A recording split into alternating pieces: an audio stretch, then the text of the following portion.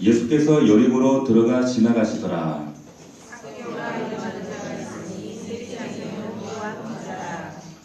그가 예수께서 어떠한 사람인가 하여 보고자 하되 키가 작고 사람이 많아 할 수 없어.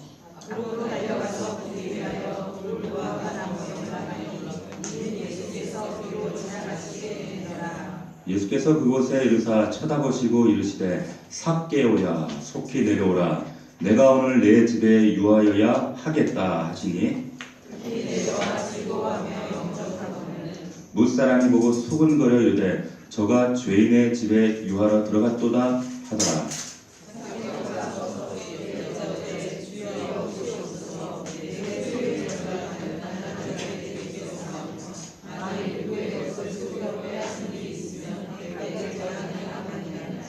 예수께서 이르시되 오늘 구원이 이 집에 이르렀으니 이 사람도 아브라함의 자손이로다. 인자가 온 것은 잃어버린 자를 찾아 구원하려 함이니라. 아멘. 간절함이 변화하다. 간절함이 변화하다. 이와 같은 제목으로 하나님 말씀 은혜를 나누도록 하겠습니다. 오늘 말씀은 저와 여러분들이 어릴 때 참 많이 들었던 그런 말씀이죠. 너무나 익히 잘 알고 있는 그런 말씀인데 여리고의 세리장이었던 삭개오를 예수님이 만나주셔서 구원받은 사건입니다. 여기 중요한 말씀이 있는데 10절 말씀에 보시게 되면 인자가 온 것은 내가 온 것은 잃어버린 자를 찾아 구원하려 합니다. 주님이 이 땅에 오신 목적은 하나님이신 창조주이신 하나님이 왜 이 땅에 오셨는가, 성육신하셨는가, 왜 십자가에 죽으시고 부활하셨는가, 잃어버린 자를 찾기 위함이었다라는 거예요. 잃어버린 자가 누굽니까? 저와 여러분이었어요. 여러분들을 찾았기 때문에 이 자리에 앉아있는 겁니다. 그리고 그 잃어버린 자 중에 한 사람이 또한 삭개오였습니다. 먼저 이 삭개오가 어떤 사람인가? 1절, 2절 여기 말씀 보시면 2절 말씀 보십시오. 같이 한번 읽어봅시다. 시작. 삭개오라 이름하는 자가 있으니 세리장이요. 자, 세리장이요 부자다 이렇게 얘기를 했어요. 예수님께서 지금 십자가를 지기 위해서 여리고로 지금 예루살렘으로 가시는 도중에 여리고를 들르신 겁니다. 이 여리고 하면 우리가 떠오르는 아주 유명한 그 이야기가 있죠. 어떤 이야기가 있어요? 어떤 이야기가 있죠? 여리고 하면 여리고 성 무너진 사건이 있죠. 여호수아 6장에 보면 한번 그림 한번 띄워보세요. 이 그림 기억나시나요? 이스라엘 백성들이 이 여리고성 가나안에 이제 정복 사업을 하기 위해서 이 여리고에 들어갔을 때 매일 한 바퀴씩 돌고 마지막 날에는 몇 바퀴 돌았어요? 7바퀴를 돌았어요. 총 13바퀴를 돌았죠. 그럴 때에 성이 와르르 무너졌어요. 그 정복했던 그 사건이 이루어진 그 여리고성이 바로 이 성이에요. 이 그림의 장면입니다. 이 그림을 보시면 넘겨보세요. 이게 지금 이스라엘 땅 현재 여리고입니다. 저 지금 그 민둥산처럼 보이는 저곳이 지금 이미 발굴이 완료가 된 여리고 성터입니다. 역사적 사건으로 발견되어져서 이렇게 나타나 있어요. 넘겨보십시오. 이게 여리고예요. 여리고입니다. 그 주변에는 아주 그 삭막한 그런 광야인데 거의 석회의 집이에요. 이스라엘은. 그런데 이 여리고 그 나라는 이 샘이 있어서 저런 그 나무들이 종려나무와 향나무들이 많아요. 자, 넘겨보십시오. 이게 어떤 나무인가 하면 이게 그 삭개오가 올라갔던 옛날에는 뽕나무라 그랬죠. 지금 오늘 성경에는 뽕나무가 아니라 돌무화과 나무예요. 정확하게 얘기하면 우리가 생각하는 그런 우리나라에는 뽕나무가 아니라 돌무화과 나무입니다. 지금도 저기 울타리를 해서 이것이 삭개오의 나무다 이렇게 명명이 되어져 있고 사람들이 성지순례하면 항상 이곳을 지나쳐갑니다. 우리 정혜중 집사님 가보셨는지 모르겠어요. 갔다 오셨어요. 저는 사진으로만 봅니다. 이게 지금 삭개오에 올라왔던 그 나무예요. 실제 그 나무인지 이스라엘 사람들이 이거 장사하려고 했는지 모르지만 그렇게 지금 명해놨어요.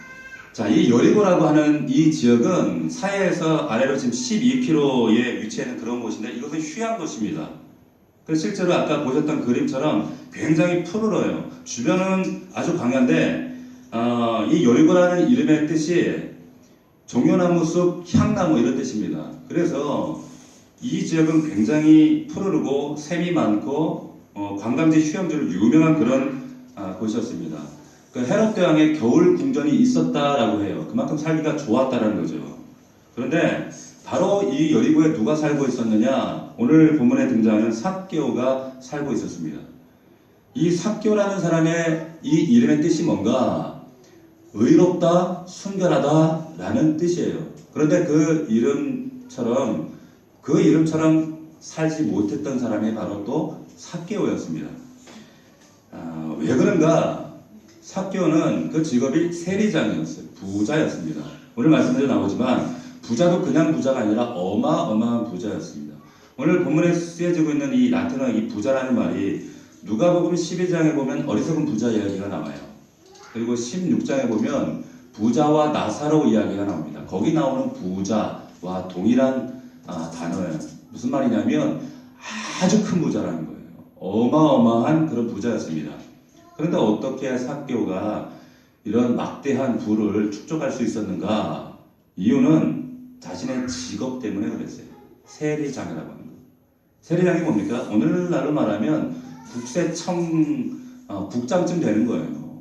그만큼 그 위치에서 참 영향력과 부를 가지고 있던 그런 사람이었죠. 이 여리고 지역은 앞서 말씀드렸지만 가까운 곳에 그 사해가 있습니다. 그 사해에서 엽청, 또 소금, 그리고 유황 이런 것들이 나오기 때문에 이 수출 품목들을 수출하는 수출 통로였어요. 거기에 큰 세관이 있었는데 여기서 이제 세금을 걷어들입니다. 여기에 장이 바로 삭개오였다는 거예요. 세리장이었다는 거죠. 당시에 이스라엘 여러 가지 행정기관 중에 참 그 여러 기관이 있었지만 가장 무자비한 기관이 바로 이 세무서였습니다. 로마 정부에서 당시에 로마 정부의 그 지배를 받고 있었잖아요. 로마 정부에서 세금을 걷어들일 때 어떻게 하는가 하면 이 세리장에게 권한을 줍니다.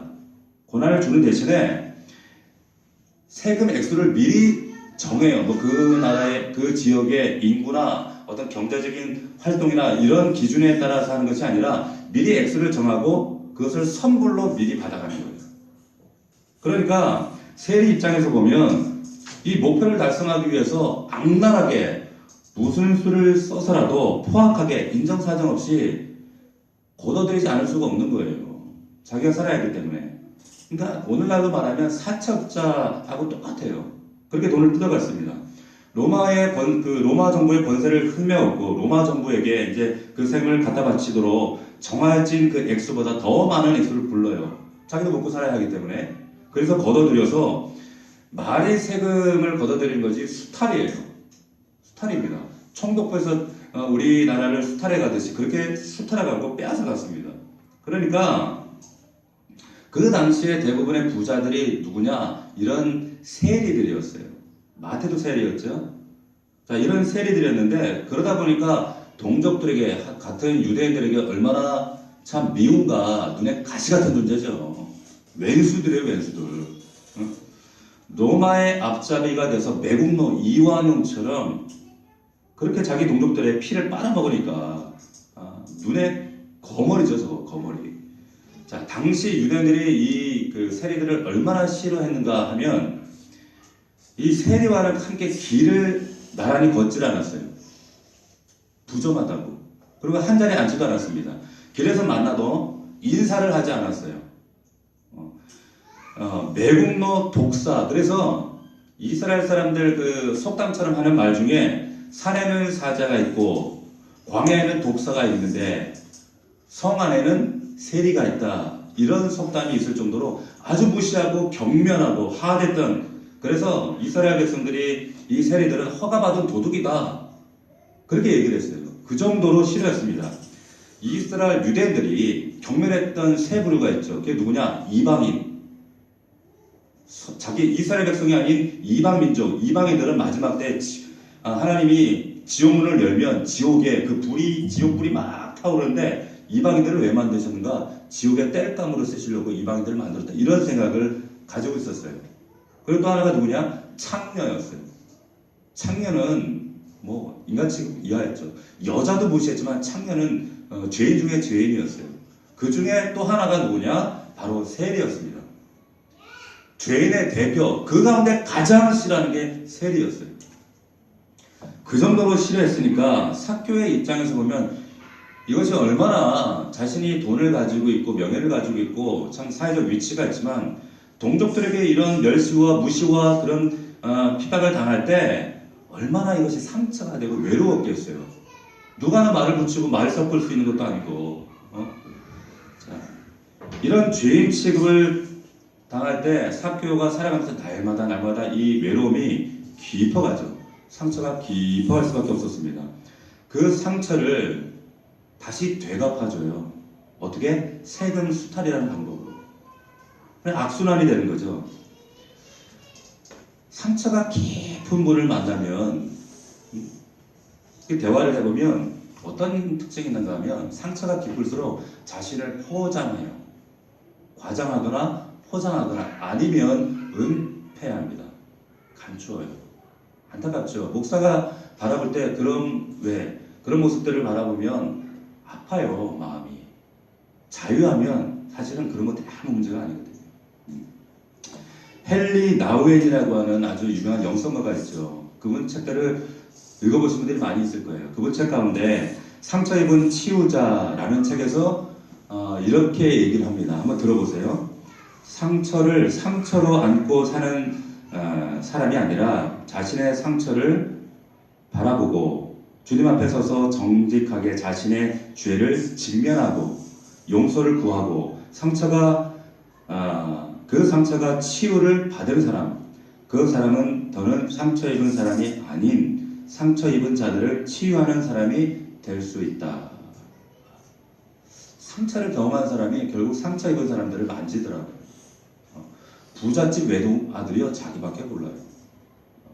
상처를 굶어보고 상처 받아보고 아파본 사람이 그 상처를 가지고 다른 사람의 아픔을 함께 동감하기 시작하더라는 거죠. 제가 여러분들에게 가끔 하는 말이 있습니다. 여러분들 안에 있는 상처가 사명이 되셔야 돼요. 상처가 사명이 되지 않으면 어떤 일이 되는가? 여러분의 아픈 과거의 상처들이 이것이 주님이 원하시는 자리에서 사명이 되지 않으면 이 상처 때문에 남을 어렵게 해요. 그리고 우리 신앙생활 안에서도 이 상처가 결국 종교심만 남아요. 변화되지 않습니다. 지난주에 말씀드렸던 것처럼 변화가 안 되고 변질이 돼요. 이 상처가 온전히 치유되지 않으면.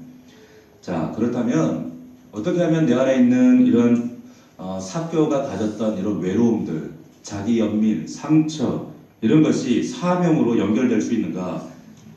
우리 3절, 4절, 우리 3절 한번 다시 봅시다. 3절,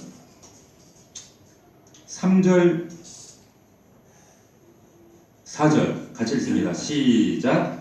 그가 예수께서 어떠한 사람인가 하여 보고자 하되 키가 작고 사람이 많아 할 수 없어 앞으로 달려가서 보기 위하여 돌 무화과 나무에 올라가니 이는 예수께서 그리로 지나가시게 되밀어라. 좀 잘 들으세요. 삭개오가 처음에 주님을 만날 때 하나님으로 만난 게 아니에요. 어떤 사람인가 그냥 호기심으로 출발했습니다. 어떤 사람인가 도대체. 이미 많은 소문과 기적과 이적의 소문이 그의 귀로 들렸을 거예요. 근데 여기서 중요한 말이 있어요. 이 말씀해 보시면 어떠한 사람인가 보고자 하되예요. 보고자 하되. 이게 단순히 보고 싶다 이런 뜻이 아니라 이 원어에 보면 이게 뭔가 마치 우리 숨은 진주의 비유처럼 이 진주를 찾아내기 위해서 애쓰고 발견하기 위해서 노력하고 힘쓰는 그런 같은 단어입니다. 발견하기 위해서 내가 열심히 노력하는 거예요. 이 단어가 바로 지금 이 나와 있는 보고자 하되입니다. 보고자 하되. 삭개오는 어떻게든지 이 주님을 만나고 싶다. 이분을 만났을 때 내 인생의 상처와 나의 아픔과 나의 무게가 해결될지도 모른다.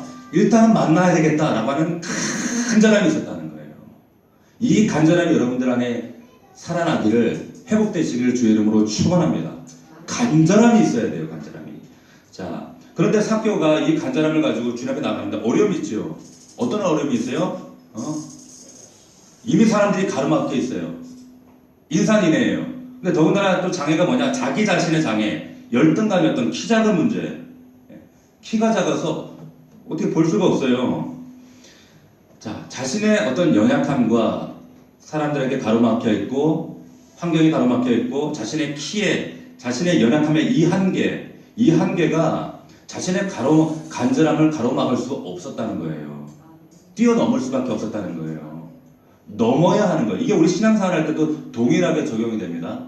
간절함이 있으면 어떠한 방해도, 나의 연약함도 극복할 수 있어요. 나는 이런 상처가 있기 때문에 난 기도하고 싶어도 나는 몸이 약해서 나는 일이 많아서 아니요.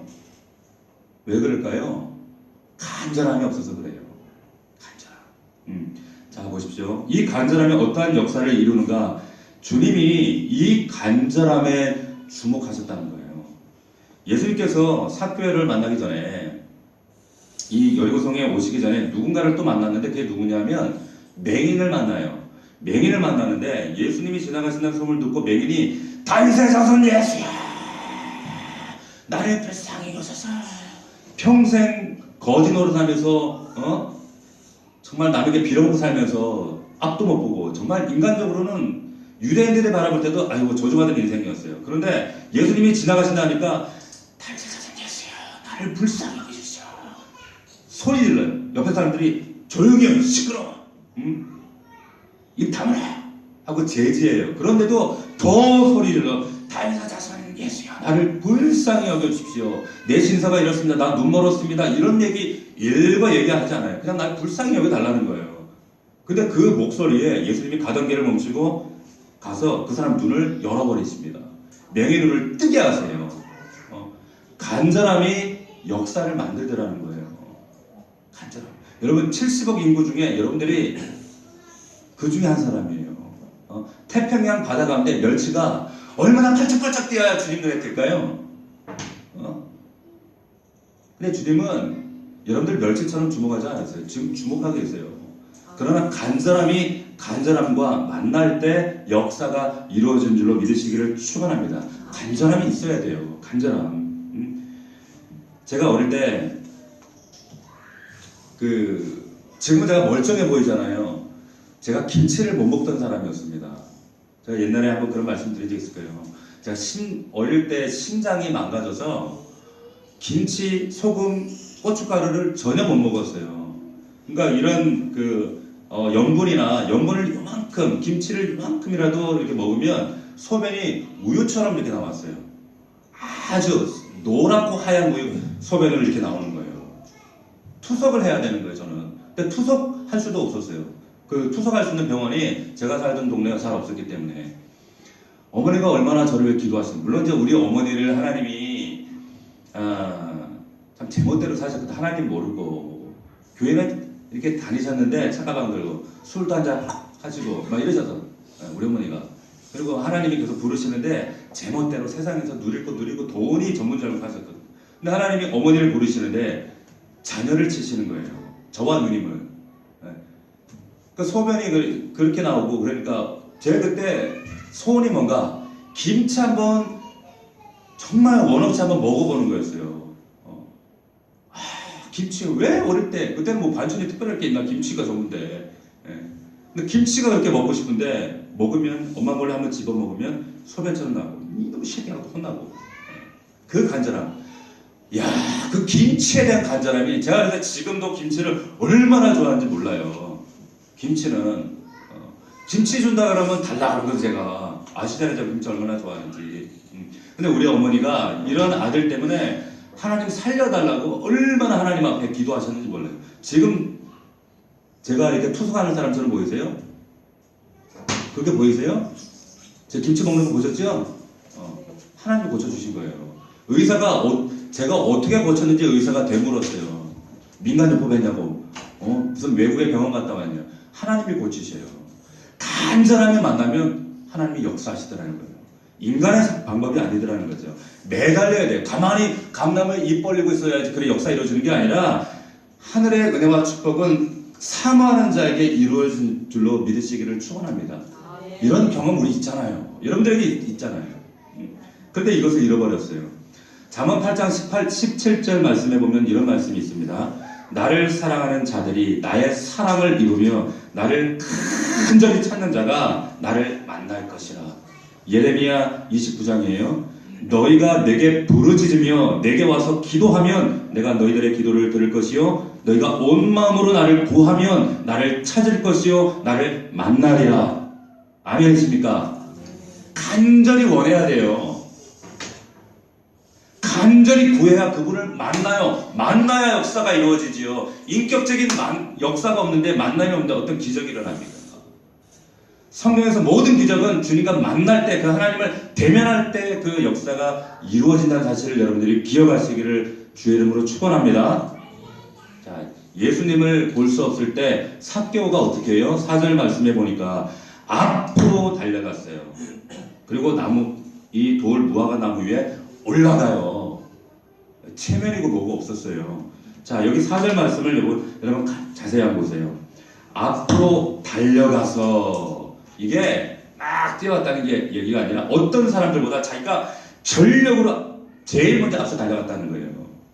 그 길목에 그래서 돌 무화과 나무 위에 아까 보셨던 그 나무 위에 지금 올라갔다는 거예요. 이 사람 누구예요? 세리장이에요. 사회적 체면과 채통과 그런 권세와 많은 사람이 부러워할 만한 그런 위치에 있던 사람인데 그 나무에 올라가요. 간절함이 있으면요 이런 것들 아무것도 문제가 안 돼요. 신앙생활은요 여러분 고상한 거 아니에요. 단순하고 무식해야 돼요. 주님 감사합니다. 고마우신 하나님 할렐루야 예수님 이름으로 기도했어요. 아멘. 다음 주에 봬요. 이런 거 아니에요. 사모하는 자에게 하나님께서 멸치가 팔딱팔딱 뛰어야지 눈에 보이지요. 자, 이런 삭개오가 그 무화과 나무에 올라가요. 채통이 어긋나요. 사회적 그 이목과 그 상식에 어긋나요. 사람들의 놀림거리 받을 수 있어요. 그런데 손가락질 받을 걸 뻔히 알면서도 주저없이 나무에 올라갑니다. 왜 그렇게 했어요? 사모. 난 주님 만나야겠다. 예수님을 만나야지 내 인생에 나의 이 상처와 또 나의 이 상처 때문에 다른 사람을 또 상처 주고 어렵게 만들고 도무지 변할 기미가 보이지 않는 나의 인생, 내 삶과 나의 가정, 나의 자녀들 반드시 전환이 필요하다. 그러려면 이분 만나야겠다. 이 간절함이 그 안에 샘솟듯 넘쳤다는 거예요. 믿으시기를 축원합니다. 여러분 이 간절함이 여러분 안에 있습니까? 여러분 예배할 때 이 간절함이 있어요? 앞에서 보면 이게 보여요. 내 안에 얼마나 이 간절함이 있는가. 찬양할 때 이 간절함이 있는가? 기도할 때 이 간절한 기도의 부르짖음이 있는가? 예배할 때 하나님에 대한 간절함이 있는가? 뭔가 감동이 돼야 육신의 눈으로 바라보는 이 목사의 눈에도 그게 보일 텐데 하나님은 못 보시겠냐고요. 제발 보셔야 되는데 여러분 삭개오의 이런 체면, 자신의 작은 키, 얼마나 작은지 모르지만 이 키 사람들이 둘러싸이는 이 방에 어떠한 제약이나 환경에도 굴하지 않고 방에도 무릅쓰고 앞서 제일 먼저 뛰어가요. 막 뛰어가서 제일 먼저 나무에 올라가요. 이게 사모하는 자에게 주신 하나님의 은혜입니다. 뭘 말하는 겁니까? 나의 약함이나 나의 한계나 나의 방해나 내 삶의 환경의 제약들이 아무런 문제, 오히려 이것 때문에 나무에 올라가요. 올라갔죠? 이게 삭개오에게는 거룩한 기회가 된다는 거예요. 오히려 약함이, 환경의 방해가 삭개오에게 주님 만날 거룩한 기회로 그 나무에 올라가 있게 된다는 거예요. 믿으시길 축원합니다. 그때 그 약함 때문에 올라갔던 그 나무 때문에, 환경의 제약 때문에 올라갔던 그 나무 때문에 그때 주님이 삭개오를 부르잖아요. 삭개오야. 아까 나무였죠. 난 그 그림을 딱 볼 때 이렇게 사람들이 얼마나 많이 우르르 지나갔겠어요? 근데 삭개오 올라가서 오 예수님이네. 저분이구만. 많은 거 듣다. 근데 예수님이 지나가다가 갑자기 딱 갑자기 심쿵했을 것 같아 나는. 그래가지고 딱 쳐다보니 삭개오야 속히 내려와. 오늘 너희 집에서 잘 거야. 심쿵이 아니라 삭개오가 와서 유두보처럼 떨어지지 않은 게 다행이에요. 엄청 놀라지 않았겠어요? 저 양반이 내 이름 어떻게 알았지? 왜 우리 집에 잔다 그러지? 자, 5절 보십시오. 19장 5절 같이 읽습니다. 시작. 예수께서 그곳에 이르사 쳐다보시고 이르시되 삭개오야 속히 내려오라. 내가 오늘 내 집에 유하여야 하겠다. 삭개오야 속히 내려오라. 간절한 마음을 아셨어요. 그래서 삭개오에게 너 내려와 속히 내려오라. 그런데 삭개오의 그 이름을 알고 부르세요. 하신다는 거예요. 주님은 여러분 저와 여러분을 너무 정확하게 아세요. 시편 147편 4절에 보면 이런 말씀이 있습니다. 그가 별들의 수요를 세시고 그것들을 다 이름대로 부르시는도다. 별 수백억 아니 수천조 되는 별 하나하나 이름을 다 주님이 하나님께서 부르신다는 거예요. 하늘며 만물의 영장인 천하 어떤 것들보다 귀한 여러분의 이름, 천하보다 귀한 여러분들의 이름을 모르시겠냐고요. 모르실까요? 희원아 속히 내려와라. 모르실까요? 아세요. 여러분들 이름을, 한 사람 이름을 여러분의 생각, 여러분의 연약함, 여러분들이 어떤 생각하며 사는지, 지금 뭐 때문에 전전긍긍하고 힘들고 낙심하고 있는지 하나님이, 주님이 너무 아세요. 왜? 하나님이시기 때문에 아시죠. 그분이 여러분들을 만드셨기 때문에 아시는 거예요.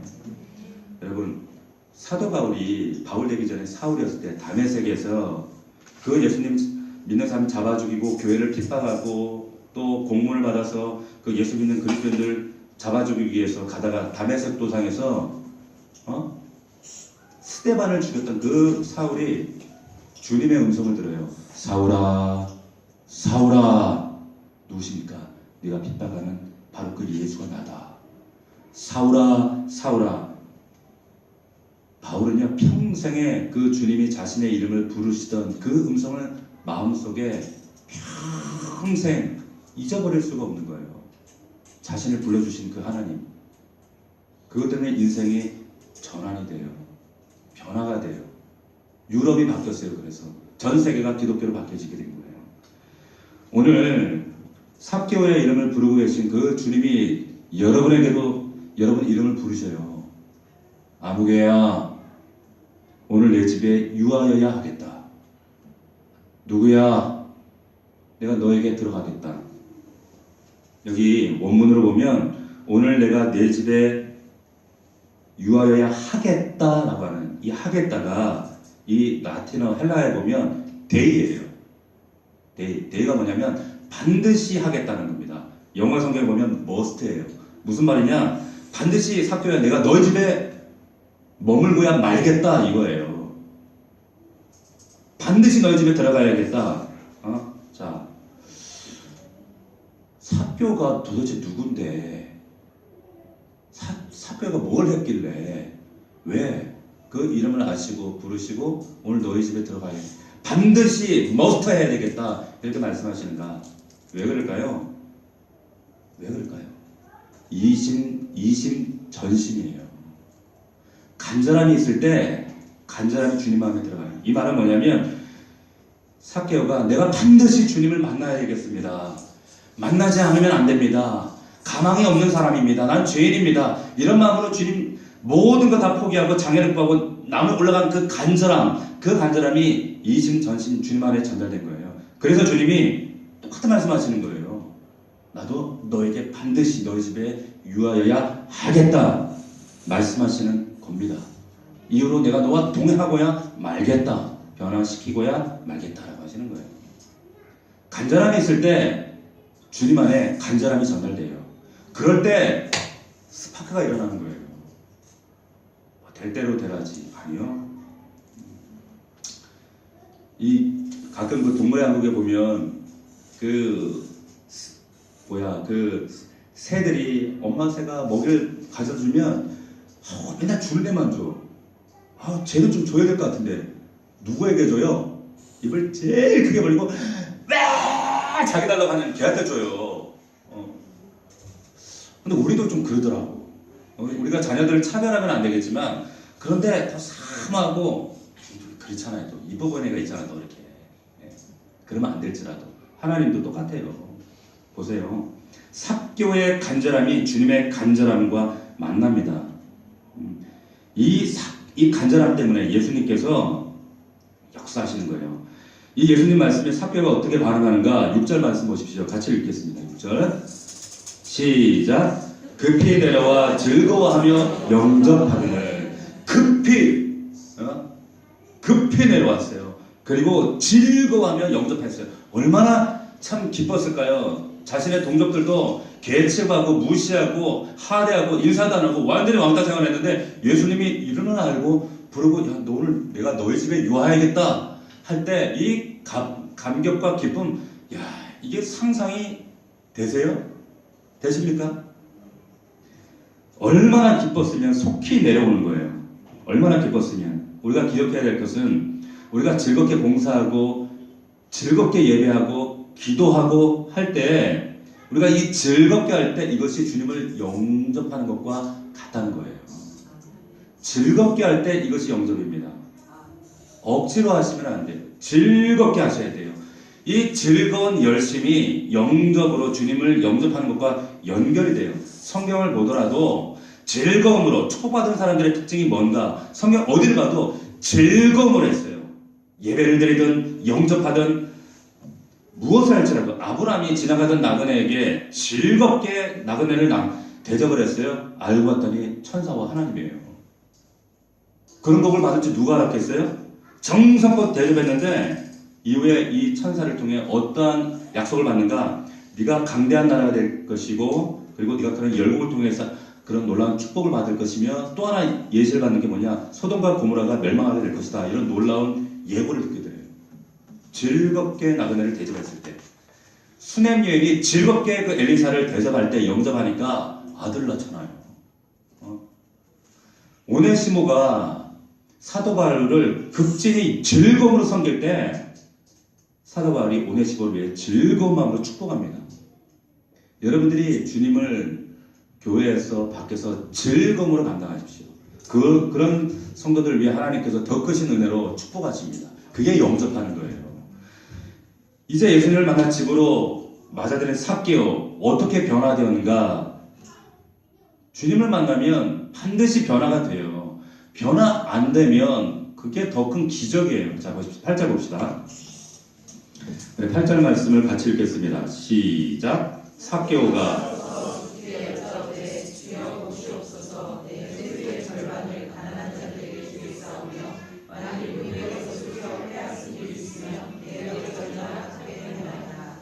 변화는 돌이키는 것 그리고 내 삶의 그 돌이킴과 반성과 함께 반드시 그릇된 과거에 대한 보상이 있어야 돼요. 제가 전에 한번 말씀드렸죠.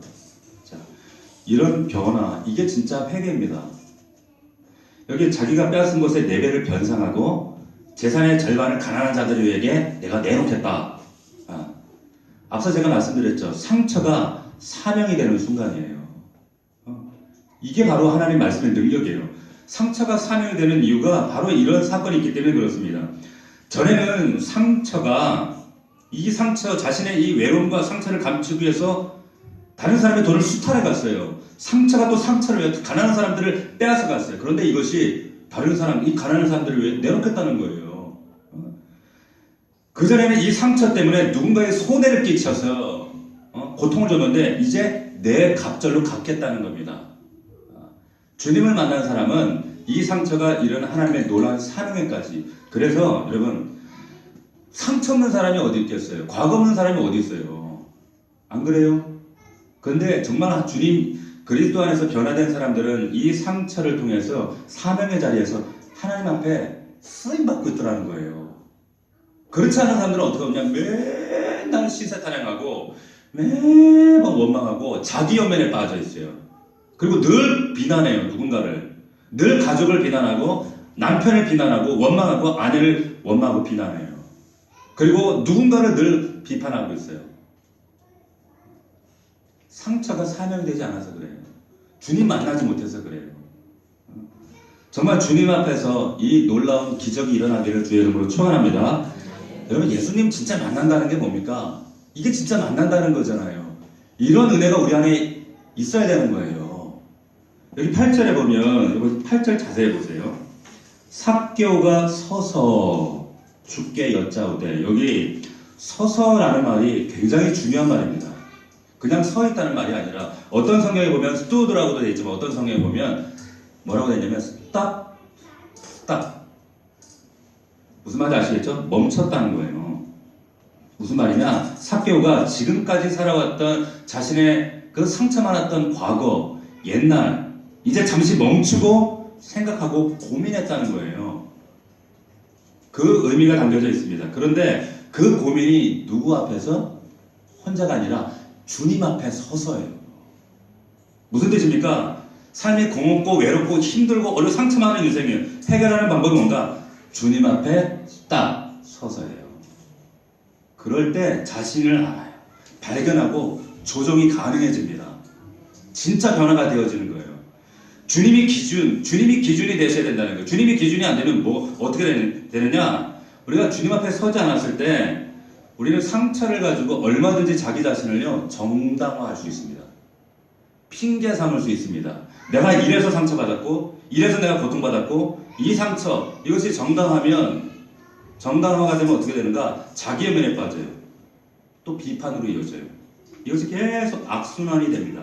기준이 누구예요? 주님 앞에 서서, 주님 앞에 설 때 나 때문에 상처받은 사람들이 얼마나 힘들었는지가 보여져요. 그 히브리서 말씀에 보면 쓴뿌리가 나면 이 쓴뿌리가 주변 사람들을 어렵게 한다는 그런 말이 있어요.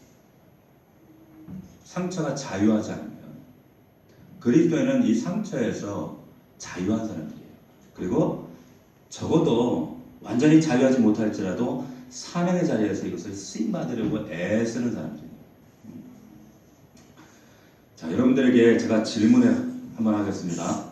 여러분, 지금 여러분 때문에 누군가가 지금 힘들어해요. 여러분 알아요.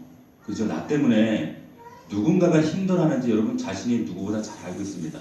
그런데 그 사람이, 우리가 그 아파하는 사람들을 생각할 때 먼저 그 사람의 아픔이 내 머릿속에 뇌리에 지나가는지, 아니면 그럼에도 불구하고 여전히 나의 정당성이 떠오르는지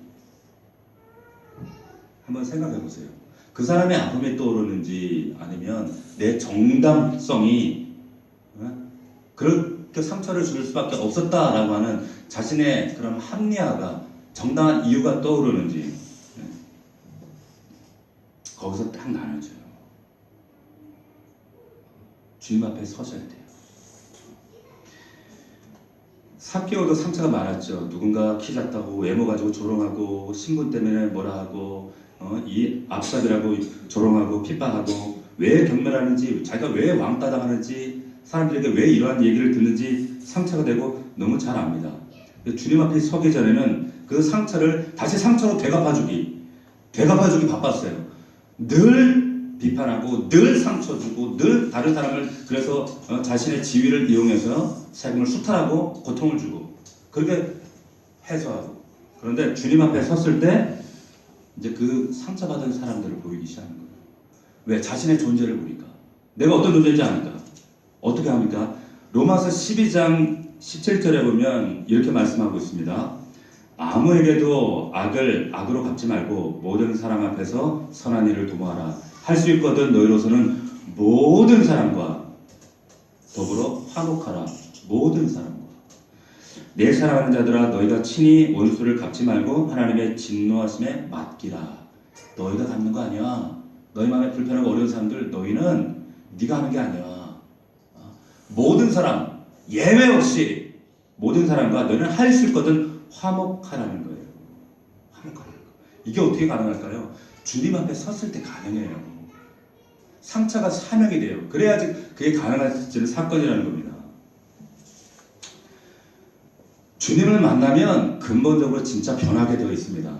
상처가 사명이 돼요. 그래서 예전에는 내가 소유했던 소유형 인간이 이제 자신의 존재가 주님 앞에 섰을 때 어떠한 존재인가를 깨닫게 된다는 거예요. 이런 이야기를 했던 사람이 유명한 에리 프롬이라는 사람이 있죠. 그 사람이 책에서 소유형 인간과 존재형 인간이 있다 이런 얘기를 했습니다. 소유형 인간이 어떤 인간이에요? 뭔가를 소유하려고 해요. 인생의 목적과 의미를 무조건 가져야 하는 걸로 자신의 존재 가치를 확인합니다. 돈도 가져야 되고 멋진 차를 가져야 되고 남보다 좋은 외제차를 타야 하고 더 좋은 전자제품을 사야 하고 이런 존재 가치 이것 때문에 자신의 가치를 확인하려고 해요. 소유형 인간. 예전에 그 필리핀의 대통령 마르코스 대통령이 이제 실각하고 떠났을 때 그 부인이 누구였습니까? 이멜다였죠. 그 이멜다가 살던 그 말라카남 궁에 들어가 보니까 그 여인이 신던 신발이 몇 개였어요? 3,000켤레였어요. 자기가 뭐 지네도 아니고 그걸 어떻게 신어요? 하루에 한 켤레 신발 신어도 10년도 걸려. 그런데 그 3,000켤레 이게 뭘 말해주는 거예요? 인간의 소유의 끝이 없다는 거예요.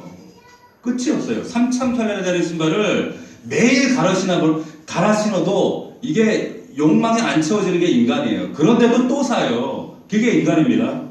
여러분 집에 가서 우리 좀 드림스토어 그 장애인들 단체 옷 다 내놓고 그랬잖아요. 여러분 옷장 가서 한번 들여다보세요. 내가 1년 동안 안 입는 옷이 얼마나 많은가. 근데 그거 왜 놔두세요?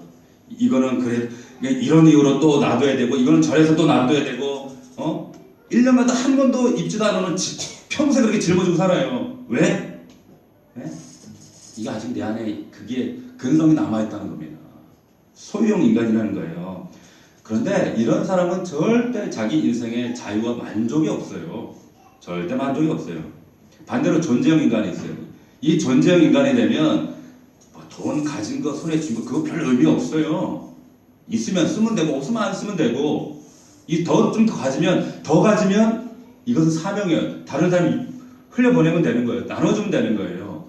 전에는 그것 때문에 전전긍긍했는데 그 소유의 의미가 있는 것이 아니라 자신의 존재가 하나님 앞에서 주님 앞에서 그리고 세상 사람들 그 연약하고 힘든 영혼들 앞에서 나는 도대체 어떤 존재 가치와 이유로 살아가야 하는가 여기에 고민하는 사람이 바로 존재형 인간이에요. 이 두 가지로 나눠집니다. 삭개오가 이 존재 가치를 발견해요. 주님 앞에 섰을 때에 이제 그랬기 때문에 그렇게 전전긍긍 붙들던 자신의 재산 절반을 딱 띄어 나눠주고 네 배를 갚을 수 있는 이 능력이 어떻게 나오겠어요? 어떻게 나옵니까? 주님 만났을 때 자신의 존재성의 가치, 내 이름을 불러주시는 그 주님의 그 귀한 사랑 앞에 변화되어지는 거예요. 이런 놀라운 역사가 여러분들에게 충만하기를 주의 이름으로 축원합니다. 상처가 사명이 되면 이제 훈장이 돼요. 내게 9절 말씀 봅시다. 자, 9절 말씀 보세요. 삭개오에게 주어진 가장 빛나는 훈장이 뭐냐? 9절 말씀 같이 읽습니다. 시작.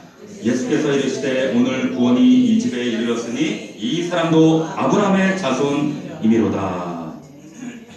아브라함의 자손이래요. 그리고 구원이 이루어졌대요. 그런데 여기 말씀해 보니까 이 우리 성경하고 좀 순서가 달려있는데 원어 성경에 보면은 because 이게 뭐냐면 이 사람이 이 번역이 좀 바뀌어져 있어요. 뭐라고 번역이 되어 있냐면 이 사람이 아브라함의 자손이기 때문에 구원이 이르렀다 이렇게 표현되어 있어요. 뭐야 그러면 뭐 아브라함 자손은 유대인들 다 구원받는 이런 의미가 아니라 여러분 이걸 깊이 묵상해 보면 이런 뜻이에요. 삭개오가 아무리 세리장이었고 나쁜 놈이고 흉악한 놈이라 매국노라 할지라도 유대인이라는 신분은 변하지 않습니다. 그렇죠? 아브라함의 후손인 건 변하지 않아요. 단지 이 말은 삭개오가 아브라함의 자손답게 살지 못했다라는 말이에요. 다시 말하면 이제 삭개오가 하나님의 자녀답게 살아갈 수 있도록 축복의 길을 여시겠다는 뜻인 줄로 믿습니다. 다시 한번 삭개오에게 정체성을 확인시켜 준 거예요. 너의 존재성은 바로 이거야. 존재의 의미는 이거야. 전에는 돈, 차, 집. 아니, 너의 존재는 여기 있는 거야. 내가 진짜 누구인가를 고민하며 살게 하시겠다는 뜻이에요. 이 삭개오에게 역사하신 하나님이 너무나 익숙한 이 말씀이 너무 익숙하게 다가온 이 말씀이 여러분 영혼 안에서는 익숙한 것이 아니라 너무 놀라운 축복으로 다가올 수 있기를 주의 이름으로 축원합니다. 말씀 맺겠습니다. 삭개오는 간절한 마음으로 주님을 보고자 했어요. 보고자 했어요. 그것을 아시는 주님이 그 간절함이 주님의 간절함과 만나는 겁니다. 그 간절함 때문에 변화되어져요. 자신의 모든 걸 내어놔요. 자신이 그렇게 붙잡았던 물질 다 내어놓고 주님을 따릅니다. 이게 진짜 변화입니다. 이런 변화가 여러분들의 안에 있기를 주의 이름으로 축원합니다. 간절히 만나야, 그분을 만나야 이 상처와 이 공허함과 내 삶의 문제들이 근본적으로 해결되어져요. 상처가 사명이 되고 그래야 훈장이 되어지고 여러분이 정말 그리스도의 제자가 됩니다. 그래서 소금과 빛으로 세상이 달라져요. 세상 뭐 미투한다, 욕하지 마세요. 우린 욕할 자격 없어요. 그렇게 될 수밖에 없었던, 우리가 그 역할을 감당하지 못했던 우리 모습을 하나님 앞에 겸손하게 겸허하게 반성하셔야 됩니다.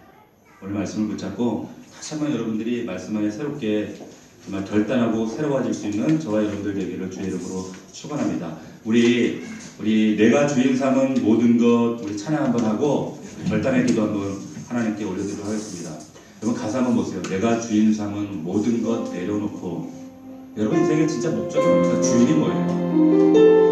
그거 내려놔야지 진짜 보여요. 하나님 알지 못하는 이 불자들도요, 내려놓으면 보인다 그러잖아요. 보이긴 뭘 봐. 하나님 없으면 안 보여요. 그런데 그들에게 우리보다 나은 것은 내려놓은 건 잘해요. 이 불자들도 그걸 잘해요. 카톨릭 신자도 그걸 잘해요. 그러나 우리가 먼저 내려놔야지 주님이 보여요. 그리고 그럴 때 내가 정말 무엇 때문에 이렇게 헛된 것에 상처받고 전전긍긍하고 아파했던가라는 것이 주님 안에서 발견되어집니다. 우리 이 찬양을 우리 고백하고 함께 기도하도록 하겠습니다. 내가 주인 삼은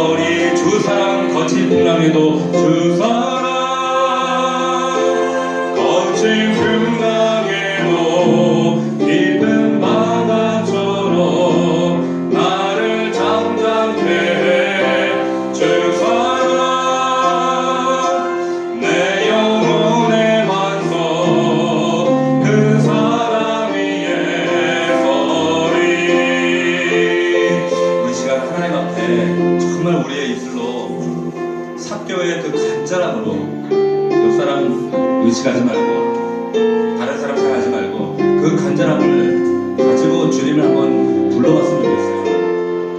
다른 거 없어요. 여러분의 삶의 기도의 제목 주님 몰라서 여러분들 부르시는 거 아니에요. 여러분의 기도를 듣기 원하시는 거 아닙니다. 여러분의 그 간절함을 원하시는 거예요. 하나님 나를 불쌍히 여겨주십시오. 내 형편, 내 사정, 내 아픈 것, 내 상처 주님 아시지 않습니까? 나를 만져주시고 나를 새롭게 하시옵소서. 아버지 하나님 정말 이 상황을 가지고 그 주님과 함께 만나서 나를 새롭게 변화시키시고 나의 이 눈물과 상처와 나의 괴로운 이 무거운 짐들을 주님 해결하시옵소서. 주님 앞에 섰을 때에 주님 앞에 서서 하나님 정말 주님 앞에 나의 모습을 발견하기 원합니다. 나를 새롭게 하시고 나를 공허하게 만들었던 이 모든 무게들이 무엇인지를 발견하게 하시고, 하나님 내가 붙잡았던 모든 세상의 그 즐거움들을 주님 앞에 다 내려놓게 하옵소서. 예수 안에 진정한 변화를 경험하기 원합니다. 주님 나를 만나 주시옵소서. 그런 마음으로 그렇게 살지 못했던 나 자신을 회개하며 주님 앞에 함께 우리 통성으로 기도하겠습니다. 살아계신 아버지 하나님 감사합니다. 아버지 하나님, 우리 인생 가운데 나를 만나셔서 나를 찾아주셔서 내 이름을 불러주시는 하나님, 아버지야 참견아, 나의 이름을 부르시고 나의 이름을 기억하시고 내 이름을 찾으시며 속히 내려오라 속히 내려오라 말씀하시는 주님, 아버지 하나님, 모든 체면 나의 환경의 제한과 나의 연약함과 나의 모든 약함을 내려놓고 이기 극복하고 하나님 나무에 올라가서 주님을 만나기 원합니다. 그 주님의 부르심의 음성을 듣기 원합니다. 주님을 만나야 변화될 수 있습니다. 기적이 일어날 수 있습니다. 하나님의 능력을 체험할 수 있습니다. 아버지 만나게 하옵소서. 주의 음성을 듣기 원합니다. 아버지 하나님, 여전히 나 자신을 자기 연민에 빠지며 상처에 빠지고 남을 아프게 했던 나의 이 상처와 과거의 아픈 쓴뿌리들을 주님 앞에 내려놓고 하나님 주님 앞에 서서 이 모든 것들을 내려놓고 말씀 안에 새롭게 변화되어지기 원합니다. 하나님 변질되지 않고 하나님 앞에 거룩하게 성화되어지기 원합니다. 숙성되어져서 세상의 손과 빛으로 나타나기 원합니다. 아버지 도와주옵소서. 나는 연약하고 아버지 하나님 부족합니다. 날마다 내 가진 것 때문에 전전긍긍하고 내 삶의 소유액 때문에 그렇게 정말 정처치 살아왔던 우리 인생, 하나님 나를 이제 붙잡아 주셔서 예수 그리스도를 만나게 하시고 주님을 만나게 하시고 주님의 부르심 앞에 순종하게 하시옵시고 주님을 떠나서 살지 않고 주님의 품 안에서 자유하는, 정말 주님의 음성 안에서 이 모든 은혜를 누릴 수 있도록 아버지 도우시옵소서. 여전히 하나님 이 상처를 부여하고 자기 연민에 빠져서 비난하며 비판하며 상처 가운데 살았던 나의 연약한 모습 아버지 용서하시옵시고 주님 앞에 서서 정말로 멈춰서 나를 그 주님의 말씀 앞에 기준으로 세워서 조정하며 새롭게 변화되어지는 은혜가 있기를 원합니다. 하나님 축복하옵소서. 우리 넘치는 모든 식구들이 말씀 앞에 새로워질 수 있도록 변화되어지도록 주의 은혜를 도와주시기를 간절히 빌고 원합니다. 살아계신 아버지 감사합니다. 삭교에게 허락하신 이 놀라운 기적이 나의 기적이 되게 하시고 하나님 이 말씀이 나에게 믿음의 실상이 되어질 수 있도록 정말 주님을 간절히 찾게 하시고 어떤 장애와 방해물이 있을지라도 나무에라도 올라가서 주님을 찾을 때 그 간절함 가운데 내 심령 가운데 역사하시고 기적을 베푸시는 그 하나님을 나도 경험하기 원합니다. 체험하기 원합니다. 아는 신앙이 아니라 경험하는 신앙이 되게 하여 주시옵시고 그 하나님을 누릴 수 있는 시간 되게 역사가 있게 하여 주시옵시고 그런 말미암아 내 인생이 놀라운 변화와 전환점을 경험하는 우리 믿음의 식구들 다 되어지도록 아버지 역사하여 주시옵소서. 삭개 안에 있었던 그 상처와 아픔과 외로움 우리 안에도 있습니다. 하나님 그 아픔과 상처 주님 어루만져 주시옵시고 새롭게 하여 주시옵시고 말씀 안에서 정말 하나님을 뜨겁게 만나는 그리고 세상을 능히 감당할 수 있는 우리 믿음의 가족들이 되어지도록 축복하여 주옵소서. 예수님의 이름으로 기도하옵나이다. 아멘.